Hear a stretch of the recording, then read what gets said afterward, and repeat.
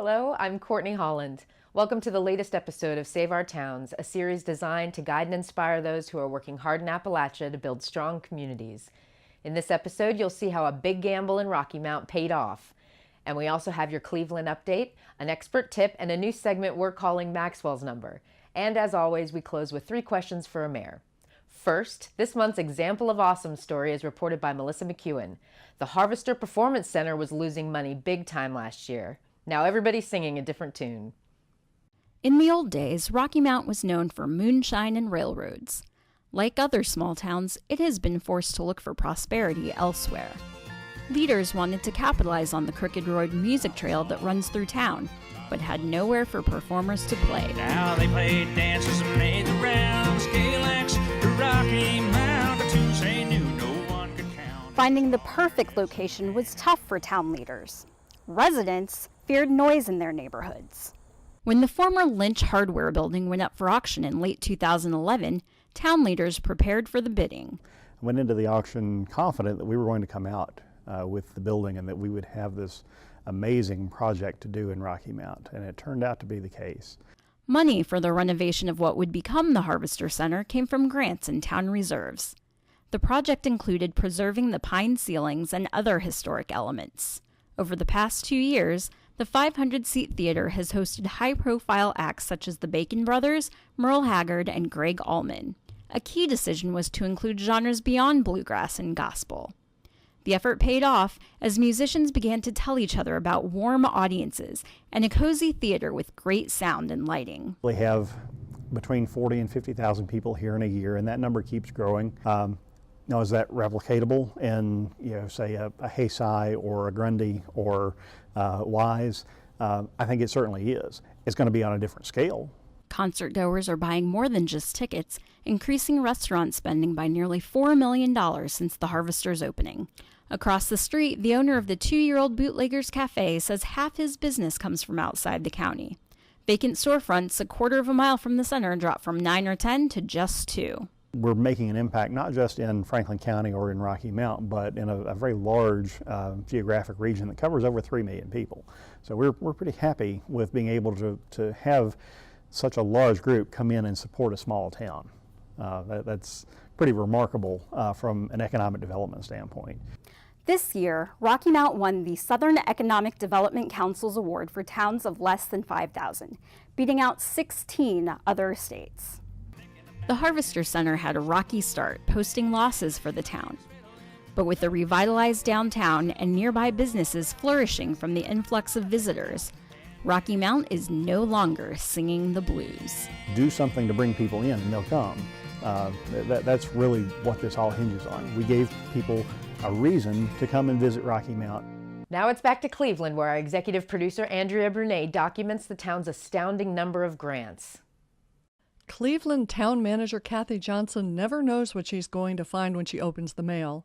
These days it's often good news.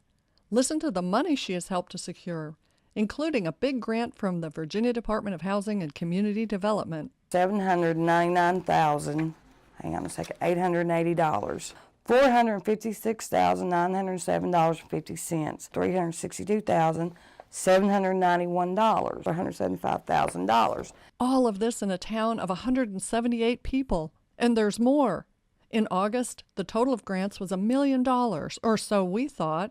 Well, the last time we spoke, thought we were like a little over $1 million, but I've re-added everything because we just received another, and we're a little over $2 million now. It all began a couple of years ago with a small study carried out by Virginia Tech's Community Design Assistance Center.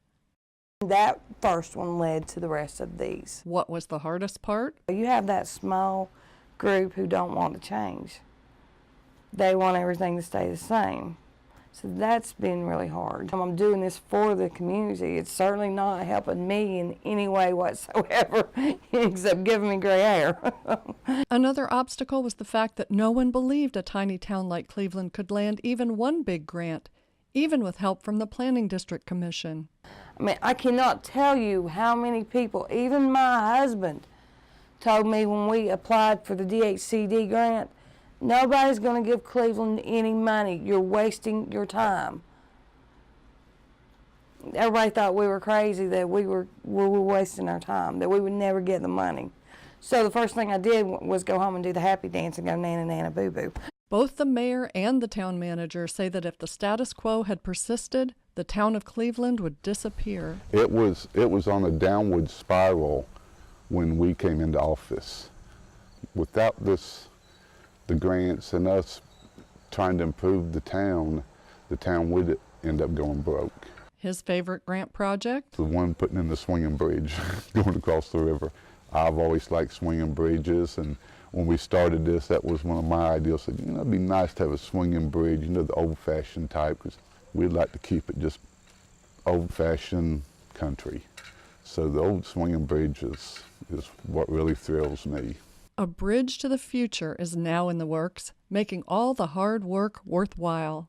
You can't let fear of not succeeding stop you from trying. Just go ahead and try.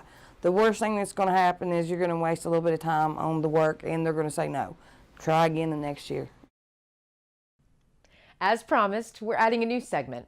Maxwell Vandervliet is a Virginia Tech student working on a master's degree in urban and regional planning. He's dived into data from the Appalachian Regional Commission and pulled out a significant number that he'll describe in 30 seconds.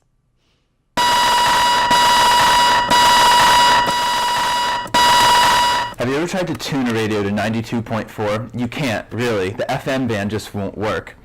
But what's not impossible is that the level of employment in Appalachia, throughout Appalachia, is 92.4%. Locally, the level of employment in Southwest Virginia is 93.9%. And regionally, within Virginia's Appalachian region, the level of employment is 89.2 to 97%. Check out the Bureau of Labor Statistics to see where your area stacks up. Your expert tip comes from Tom Fleckenstein of the Virginia Highlands Small Business Development Center. The centers, spread throughout the Commonwealth, can help you encourage entrepreneurs in your town. We work with a lot of agencies, and we all bring different things to the table, but our goal is the same, is to grow the economy. The town and city governments have their assets and resources they can use. What we do, bring something to the table. Other sources may have money, they may have training classes, they may have all this, and we all work together to achieve the same goal. You can read a transcript of the complete interview at the Save Our Towns website, where Fleckenstein describes technical assistance and other services provided. Click on the Connect with Experts tab. Next, here are two people at Virginia Tech whose services you might want to call on, and they are free.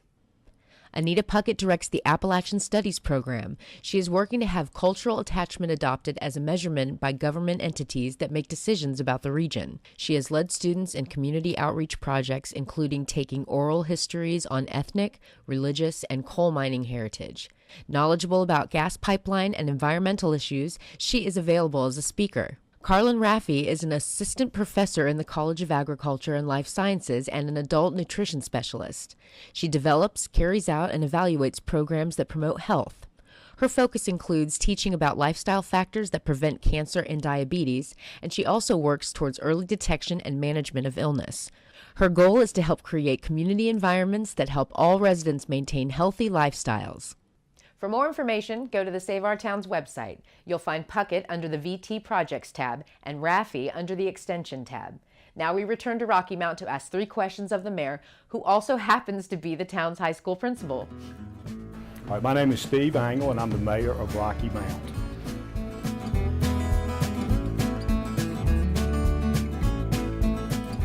Friendly.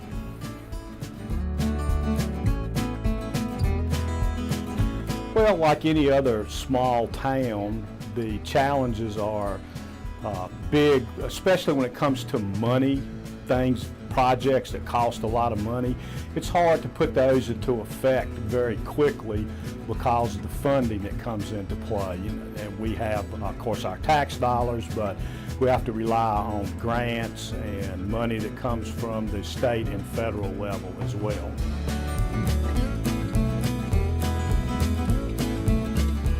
I would like most people to know that Rocky Mount is a destination. There are many things here to do and see, not just to pass through like a lot of small towns are overlooked sometimes. There's a wealth of history here, there's a wealth of talent here, there's a wealth wealth of performing arts and art and all kind of things. And there's just a wonderful trove of things for people to see in and around Rocky Mount.